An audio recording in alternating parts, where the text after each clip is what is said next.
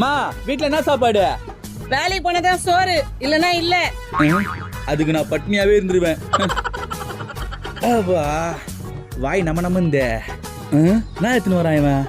டேய் நேதுரா இது எலுமிச்சை சாப்பாடா? எலுமிச்சை சாப்பாடா கூட? மீன் குழம்பு போயிட்டு எலுமிச்சை சாப்பாடுன்றான். பரவாயில்ல. எலுமிச்சை சாப்பாடு. மீன் குழம்பு போய் எலுமிச்சை சாப்பாடு சொல்றான். இத போய் எலுமிச்சை சாப்பாடு சொல்றான். எந்த சோறா இருந்தா நம்ம சோறு வச்சா போதும். டேய் நேதுரா இது? மா இந்த பைத்தியக்காரன் மீன் குழம்பு போய் எலுமிச்சை சாப்பாடு சொல்றாமா. டேய் இது மீன் குழம்புடா.